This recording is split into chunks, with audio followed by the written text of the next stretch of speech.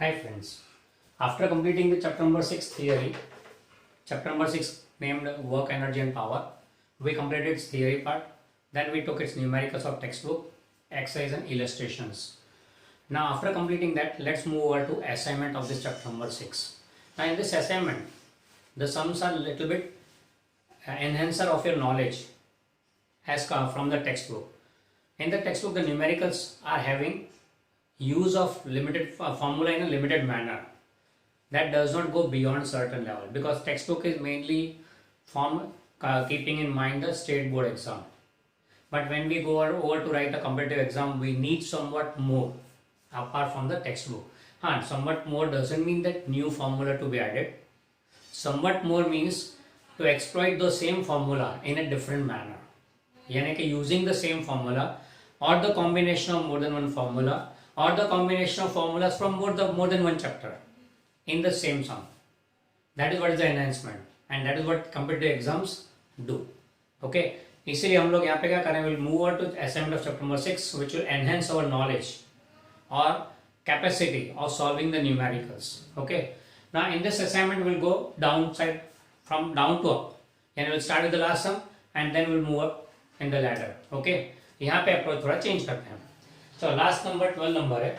12 number में question कुछ ऐसा दिया है, obtain power required to lift a body of mass 100 kg to a height of 60 meter in 1 minute. यानी आपको दिया हुआ है मास कितना लिफ्ट करना है, 100 kg by a height of 60 meter in time t equal to 1 minute. Now 1 minute means 60 second. तो कितने पावर की जरूरत पड़ेगी ये पूछा है. The power is asked. Okay, now power का फॉर्मूला क्या होता है, power is work done upon time. यहाँ वर्क डन कहाँ पर होगा, in lifting the body up by 60 metre, यानी कि इंक्रीजिंग इट्स पोटेंशियल एनर्जी. तो this work done will be equal to changing potential energy upon time, and that will be mgh upon time t. m है h है t, ये g का value you can take by default as 10 metre per second square. g का value ले लो 10 metre per second square. So this will give you the power in watt. Okay, and अगर इस वाट को, अच्छा यहाँ पे g का वैल्यू 9.8 लेना है, आंसर जो दिया उसके हिसाब से take G value g is 9.8, तो यहाँ पे पावर आ जाएगा. अगर आपको इसे HP में कन्वर्ट करना है तो just only thing is divide by 746, ये याद रखने का. Converting power from watt to HP divide by 746, so that much HP. Okay, ये हो गया नंबर 12. फिर नेक्स्ट लेते हम लोग नंबर 11. 11 नंबर में बोला हुआ है क्वेश्चन में कुछ ऐसा, if momentum of a body is increased by 1%, then find the percentage change in its kinetic energy. अगर मोमेंटम को 1% इंक्रीज किया हो, यानी कि इनिशियल मोमेंटम p है, तो नया मोमेंटम क्या होगा 1% मोर, तो p plus 1% of p, and that be 1.01 p. 1% and 0.01 हो गया ना, 1/100, एंड दैट मीन्स 0.01, तो 1.01 p हो गया. पुराना काइनेटिक एनर्जी k है, तो नया काइनेटिक एनर्जी कितना होगा ये नहीं पूछा है, कितना इंक्रीज इन काइनेटिक एनर्जी होगा वो फाइंड करना है, k2 minus k1. Okay, we need not find the new kinetic energy, but we have to find out the increase in kinetic energy. तो k2 माइनस k1 चाहिए. Now kinetic energy का formula तो half mv² होता है, तो यहाँ पे p कहाँ से आया, मोमेंटम कहाँ से आया. तो इसी इक्वेशन में अगर v से मल्टीप्लाई डिवाइड बाय करें तो क्या बनेगा, ये mv का square upon twice, sorry multiply divide by m करते हैं, मल्टीप्लाई डिवाइड बाय m, तो mv का square m square v square हो गया अपॉन 2m, यानी कि p स्क्वायर बाय 2m. यानी काइनेटिक एनर्जी का formula comes out to be p square by 2m, एक और extra formula. Okay, as m is constant, m के बारे में कोई दिया नहीं है, तो m कांस्टेंट है, तो therefore kinetic energy is proportional to p square. Therefore k2 by k1 will be equal to p2 by p1 whole square. Okay, and p2 by p1 1.01 हो जाएगा, तो this will be 1.01 का whole square, and this comes out to be 1.01 का square क्या आता है 1.0201. Okay, rounding करते हैं 2 डिजिट तक, तो इसको 1.02 ही रहने देते. Therefore k2 is 1.02 times k1, so therefore delta क्या आ जाएगा, k2 minus k1, डेल्टा के changing kinetic energy will be k2 minus k1, and that will be 0.02 k1. Percentage में लिखो तो 2% ऑफ k1. ओके, तो therefore we can say that kinetic energy increases by 2%. अगर momentum में change 1% किया, increase किया 1%, तो काइनेटिक एनर्जी भी 2% इंक्रीज होगा. इंक्रीज किया क्योंकि change in kinetic energy positive है. Change in kinetic energy being positive it means it increases. अगर ये नेगेटिव आता तो डिक्रीज होता. ओके, तो kinetic energy increase by 2%. Clear? ये हो गया सम नंबर 11. यहाँ पे इसमें क्या हुआ है, हमें एक और फॉर्मूला मिला. काइनेटिक एनर्जी का हाफ mv² है, तो साथ साथ में काइनेटिक एनर्जी p²/2mv हो सकता है. ये हमको यहाँ पे एक्स्ट्रा जानने को मिलता है. ओके, तो ये हो गया 12 and 11. Please copy it down.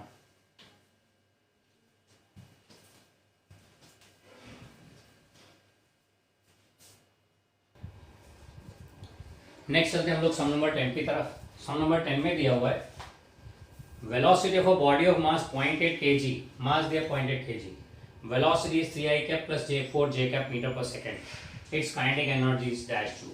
अब काइनेटिक एनर्जी यहाँ पे ढूंढ लेंगे. काइनेटिक एनर्जी का फॉर्मूला क्या होता है, k equal to half mv². Mass तो है, स्पीड चाहिए यहाँ पे, क्योंकि कोई भी वेक्टर का स्क्वायर हो तो भी स्केलर होने वाले है.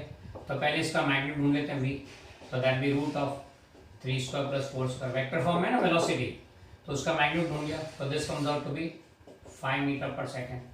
तो this will be half into 0.8 into 5 का square. Okay, so that will make 10 joule. ये हो गया काइनेटिक एनर्जी. क्लियर? तो डायरेक्टली स्पीड देने के बाद आपको वेलोसिटी दिया होता है, you have to go by this. पहले उसका मैग्नीट्यूड ढूंढ लो एंड फिर डाल दो.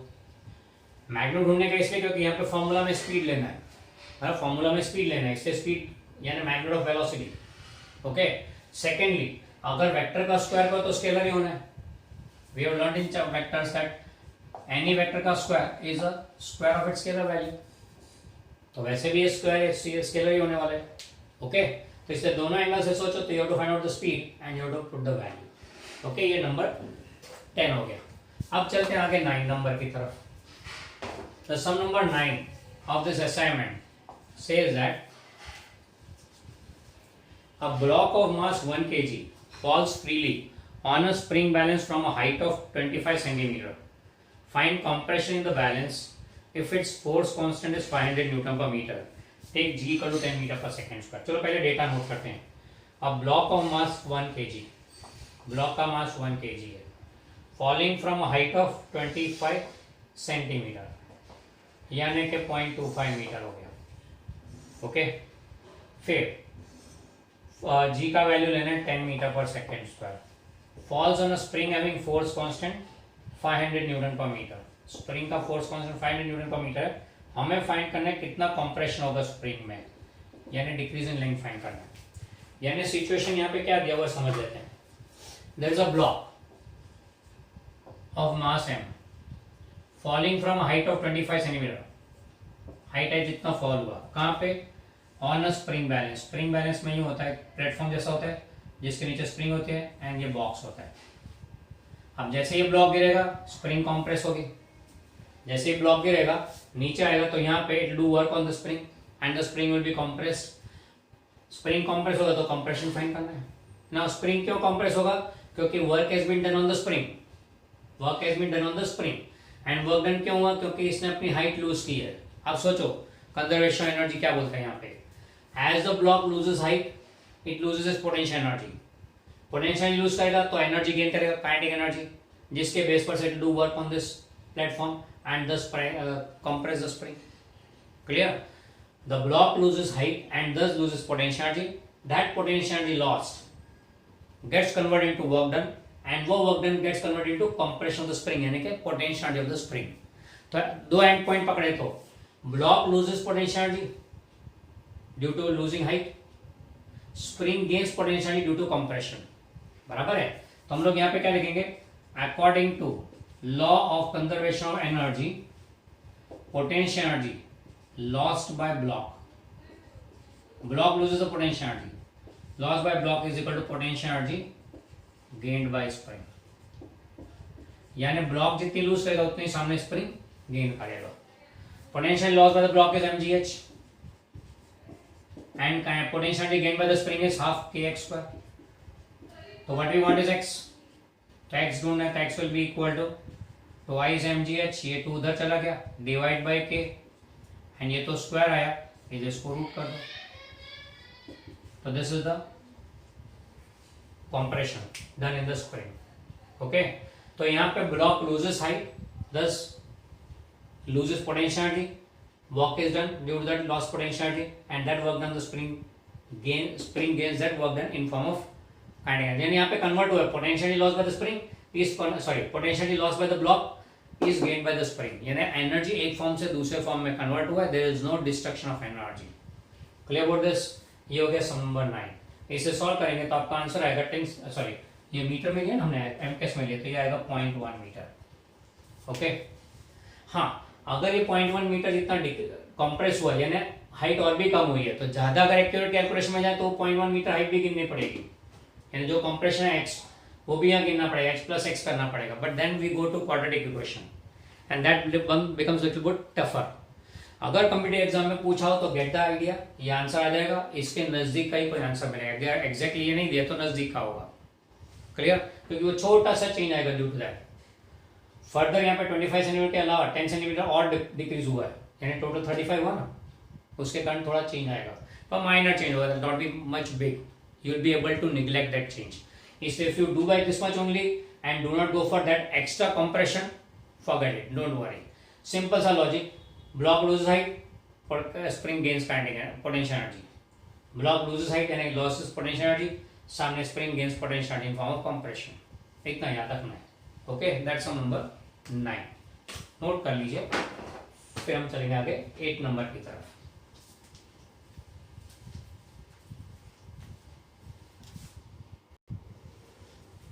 चलो फिर चलते हैं 8 नंबर की तरफ. 8 नंबर सम में दिया हुआ है, a force F bar equal to 3 to 1 newton, vector form में दिया force, is applied on a body when force 3 to 1 newton acts on a body. Displacement of body is in direction of x-axis.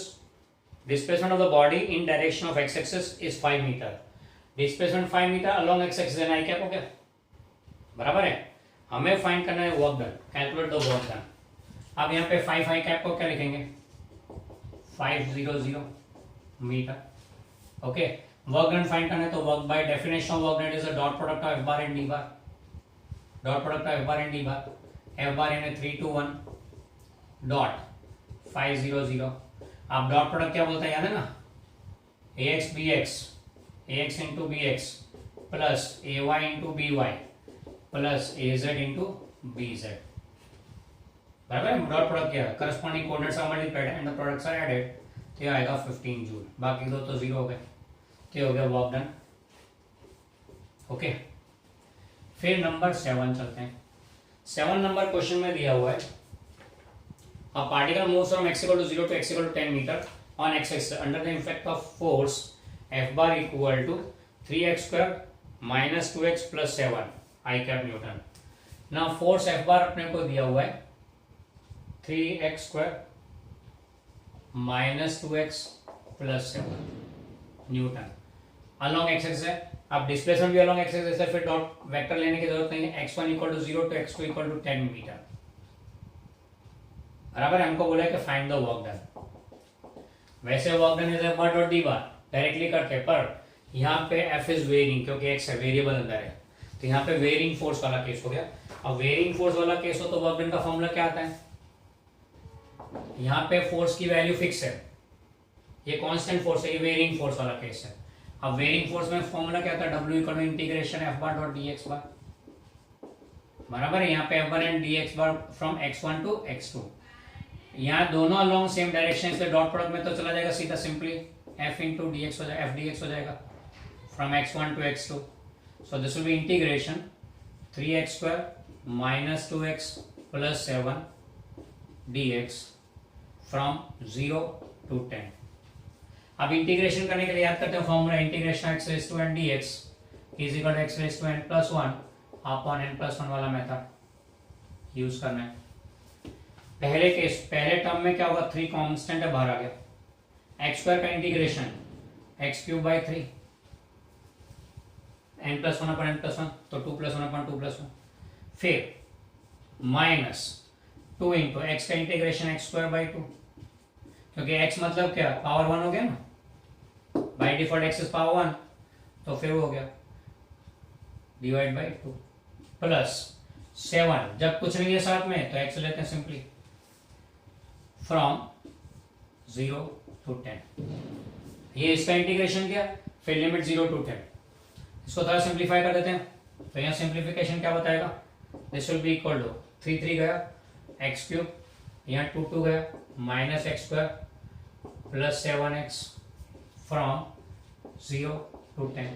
अब पहले upper limit रख देते हैं, यहाँ पे upper limit क्या है 10 है, तो पहले हर एक जगह x की जगह 10 रखो, 10⁻³ माइनस 10⁻² प्लस 7 into 10। ओके, ये हो गया माइनस लोअर लिमिट x की जगह 0 रखो तो 0 का क्यूब माइनस 0 का स्क्वायर प्लस 7 into 0, तो 0 का सेकंड टर्म तो, एंड फर्स्ट टर्म में क्या आएगा 1000 माइनस 100 एंड 900 प्लस 70, तो 970 joule is the work done. Okay, तो अगर कोई फॉर्मूला दिया हो तो गो बाय दिस वे, अगर एफ बार का फॉर्मूला दिया तो go by this way integration method, अगर कांस्टेंट वैल्यू दी है तो go by this way. Okay, तो ये हो गया दोनों मेथड, दोनों टाइप के यहाँ पे मेथड आ गई, कांस्टेंट फोर्स के केस में भी, वेरिएबल फोर्स के केस में भी। That is number 8 and 7। Okay, फिर चलते हैं हम लोग नंबर 6 की तरफ, ये नोट कर लीजिए प्लीज।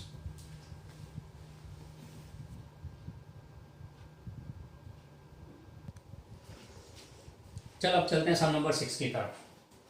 सम नंबर 6 में एक फिगर दिया हुआ है साइड में, वन बोला हुआ है 2 beads of mass m1 and m2 are threaded on a smooth circular loop of wire of radius r।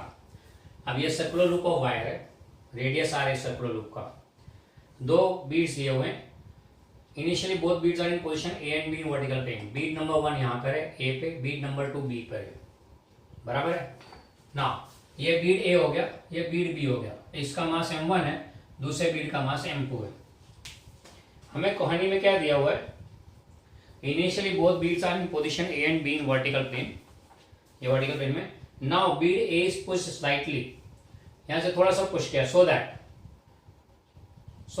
It slides on the wire and collides with B. If B rises to the height of loop O on wire and becomes stationary after collision, and A becomes stationary after collision, then prove that m1 minus m1 ratio m2 equal to 1:2। now ये point O दिया हुआ है centre of the circle. अब यहां से B को slightly push किया तो B नीचे, सॉरी A को स्लाइटली पुश किया A नीचे आएगा, आके टकराएगा B को टकराने के बाद A यहाँ पे स्टेशनरी हो जाता है, बराबर। बाद में क्या होगा, टकराने के बाद A यहाँ स्टेशनरी हो जाता है एंड B यहाँ तक पहुंचता है, up to this height after collision, बराबर। आफ्टर कोलिजन ए बी चलता है आगे, यहां तक पहुंचा एंड ए यहां पे रुक जाता है। स्टोरी समझ जाएंगे, पहले बी यहां पर है, ए इधर है, ए स्लाइड हुआ यहां से नीचे आया, इसको टकराया, अपनी सारी एनर्जी उसको दे दी या मोमेंटम ट्रांसफर कर दिया सारा यहां पे, फिर ए यहां पे आके स्टेशनरी हो गया और बी यहां पे पहुंच गया। ओके, तो दैट्स अ गेम, बी यहां तक पहुंच सकता है। तो उस केस में इन दोनों का मास का रेशियो फाइंड करना है कि मास का रेशियो क्या होगा ताकि बी यहां तक पहुंच जाए और ये स्टेशनरी हो जाए आफ्टर कोलिजन। अब यहां पे पूरी घटना को 3 पार्ट में लेते हैं हम लोग। First part, A is losing height and thus gaining kinetic energy, losing height thus gaining speed. Height lose का मतलब पोटेंशियल लूज किया, कितना लूज करेगा पोटेंशियल, इतना हाइट आर और आर, 2r जितना लूज करेगा पोटेंशियल, 2r हाइट लूज करता है उतना पोटेंशियल लूज किया, सामने काइनेटिक एनर्जी गेन करेगा ऐसे कम से कम, उतनी काइनेटिक एनर्जी के साथ यहाँ पे टकराता है। टकराने के बाद क्या होगा सिचुएशन, ए यहाँ स्टेशनरी हो गया, बी यहाँ से आगे चला, तो second part of the game, B ने यहाँ से यहाँ तक क्लाइंब किया, तो बी के पास जो एनर्जी थी वो ए ने दी थी, ए ने ट्रांसफर की थी एनर्जी। अब बी ने एनर्जी ली और वो यहाँ तक ही पहुंच सका, उससे आगे नहीं गया। तो बी के लिए सिचुएशन क्या है, एनर्जी गेन मतलब kinetic energy converts into potential and gains height, and यहां तक ही गेन करता है, और जो हुआ यहां पे ट्रांसफर हुआ एक की एनर्जी दूसरे में। ओके, तो ये 3 स्टेप में करेंगे हम लोग, और हमें फाइंड करना है रेशियो ऑफ द मास। पहला स्टेप फॉर बीड ए, क्या लिखेंगे, according to law of conservation of energy, potential energy lost by A is equal to kinetic energy gained by A. Potential lose करेगा, सामने काइनेटिक एनर्जी गेन करेगा। कितनी potential loss की? Mass m1 into G into height loss 2r, बराबर है। That's equal to kinetic energy कितना gain किया? तो half m1 v1 square, v1 आई लिख देता हूं यहाँ, क्योंकि टकराने से पहले उसकी कितनी स्पीड होगी यहाँ पे जब आएगा तब वो यहाँ पे आएगा। तो m1 कैंसल्स, हमें vi स्क्वायर मिलेगा। vi का square will be equal to यहाँ आ गया 4gr, बराबर है। That means we can say vi v1i is equal to root 4gr। Okay, ये velocity of A before hitting B, ये सिचुएशन जब ये है था, यहां पे नीचे है, जब इसको टकराएगा तब ए की स्पीड कितनी होगी? v1। ओके, अब सेकेंड लेते हैं हम लोग फॉर बी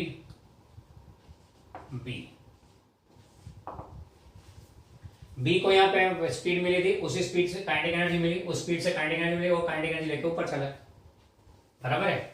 तो for bead B according to law of conservation energy, kinetic energy lost by B is equal to potential energy gained by B.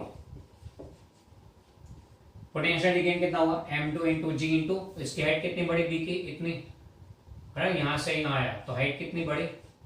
r जितनी, तो m2g into r। Kinetic energy loss कितना? यहाँ पे जो energy यहाँ तो zero हो गई, तो यहाँ कितनी थी काइनेटिक एनर्जी? तो हाफ मास m2 स्पीड v2f स्क्वायर, क्योंकि टकराने के बाद की स्पीड थी b के पास, तो v2f स्क्वायर। m2 कैंसिल हो गया, v2f square will be equal to m2 cancels, तो 2gr, therefore v2f is equal to root 2gr। ये हो गया b के बारे में। ना ड्यूरिंग कोलिजन, तीसरा स्टेप आता है during collision, momentum is always conserve. हमें यहाँ बताया नहीं इलास्टिक कोलिजन है कि नहीं है, पर हम लोग मोमेंटम तो हमेशा कंजर्व ले सकते हैं, is always conserve. Therefore, total momentum before collision, total momentum after collision is same. Total momentum before collision and total momentum after collision is same. अब total momentum before collision, लेवे तो m1 v1i ए की बात है, यहाँ पर हुआ था, प्लस m2 v2i बी की बात है, is equal to m1 v1f ए का आफ्टर कोलिजन क्या सिचुएशन है, प्लस m2 v2f बी का after collision. Now putting up the values, collision से पहले m1 इंटू v1i कहाँ है? ये रहा root 4gr, m1 into root 4gr, okay, ये v1i आ गया, प्लस m2 इंटू टकराने से पहले b वॉज स्टेशनरी है, टकराने से पहले b वॉज स्टेशनरी है, is equal to m1 v1f, टकराने के बाद ए स्टेशनरी, टकराने के बाद ए स्टेशनरी, 1 की speed after collision, finally after collision क्या? 0 का स्टेशनरी हो गया, प्लस m2 बी के आफ्टर कोलिजन स्पीड क्या? Root 2gr। ओके, तो क्या बनेगा ये? m1 into root 4gr is equal to m2 into root 2gr। हमें चाहिए m1 by m2, therefore m1 by m2 will be equal to root 2gr upon root 4gr, and we can clearly see that this is 1 by root 2, that's 1 by root 2। ये हो गया सम number 6। 3 part में, ये नीचे है potential loss किया, kinetic energy gain किया, यानी उसको स्पीड मिली। अब यहाँ पे टकराया बी के साथ, कोलिजन हुआ, कोलिजन में ये लेन देन हुआ, एंड फिर नई स्पीड लेके वो आगे चला, कितनी स्पीड ये मिली उसको कोलिजन के बाद? बी को, ए तो स्टेशन हो गया कोलिजन के बाद, बी को स्पीड मिली उस बार, due to that speed it moved up to here only. Okay, अगर भगवान ना करे बी भी यहां तक पहुंचता आफ्टर कोलिजन का, बी भी हुआ जितनी हाइट गेन करता, तो दोनों का रेशो 1 आता मास का. You can try it by yourself कि बी अगर यहाँ तक ये तक पहुंचे, ये पोजीशन तक पहुंचे, तो दोनों के मास का रेशो क्या होता है. तो you find that mass would be same. पर यहाँ पे बोले बी आधे तक ही पहुंच रहा है, इससे मास सेम नहीं है, 1/√2 रेशो है. इसका मास m है तो इसका √2m है. Okay, so that's sum number 6. You can clearly see that we are using law of conservation energy and law of conservation momentum both together, entwining in the same sum. अब ख्याल रहे इसको कि हम लोग लेवल थोड़ा text book के बाहर जा रहे हैं. ओके, ये नंबर 6 हो गया. Please note it down.